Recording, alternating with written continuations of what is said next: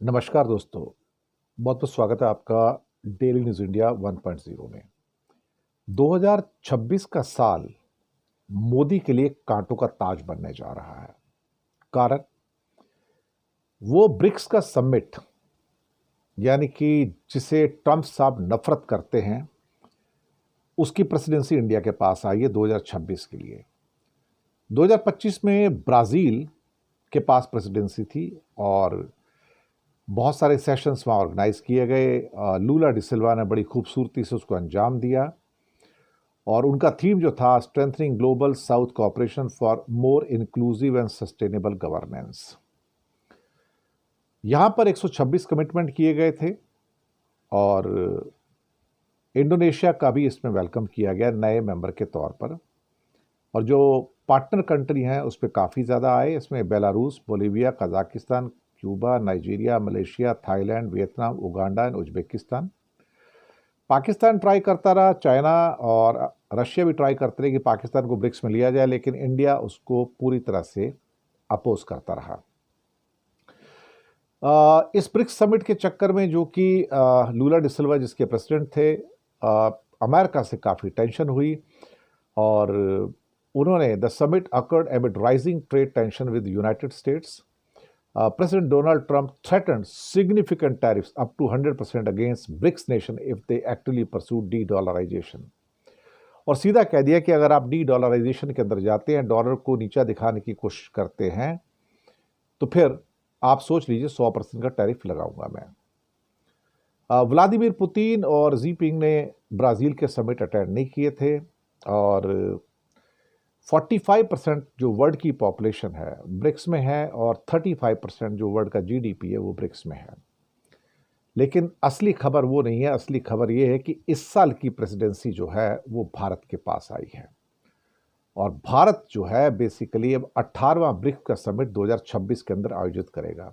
यही मोदी नहीं चाहते थे, क्योंकि मोदी बहुत पेशो पेश में है, क्योंकि यहाँ पर डी डॉलराइजेशन और लोकल करेंसीज के यूज़ की बात की जा रही है और कहीं ना कहीं बात डी डॉलराइजेशन की भी हो रही है। और ट्रंप साहब इससे बिल्कुल और बिल्कुल नाखुश होंगे कि मोदी इस एजेंडे को आगे बढ़ाएंगे जिसमें डी डॉलराइजेशन होगा। अब India's agenda will focus on giving BRICS a new form centred on building resilience and innovation for cooperation and sustainability and acting as a leading voice for Global South. अब Global South की जो leading voice है वो तो China बन चुका है, leader भी बन चुका है, इंडिया के लिए कुछ बचता नहीं है।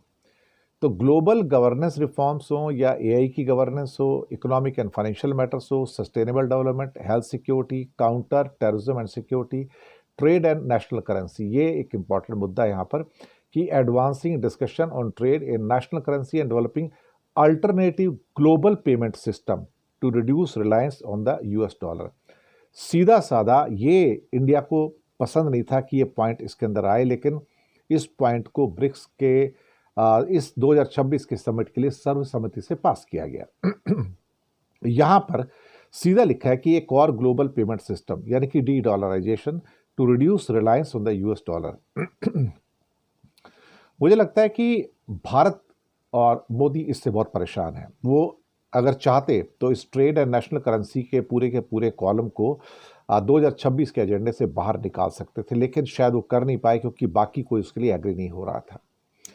अब ये डी डॉलराइजेशन का जो प्रोसेस है या alternate global payment system to reduce reliance on the dollar, ये ट्रंप को पसंद नहीं आ रहा है और ट्रंप को एक तरह से कहा जाए ब्रिक्स से नफरत है एक्चुअली, और कहते हैं कि ब्रिक्स बनाया ही अमेरिका को अपोज करने के लिए है।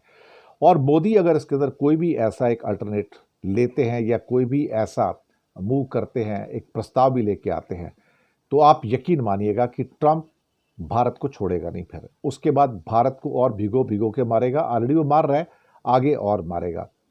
मोदी इस साल ये प्रेसिडेंसी नहीं चाहते थे क्योंकि ये कांटों का ताज है।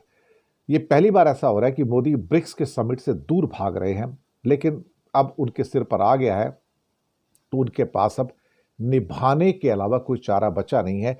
लेकिन this is a hugely testing year for Narendra Modi कि वो ब्रिक्स की प्रेसिडेंसी को कैसे निभाएंगे। अगर वो इसको निभा पाए तो बड़ी बात होगी, अदरवाइज यहां से बहुत सारी परेशानियां शुरू होंगी। शुक्रिया।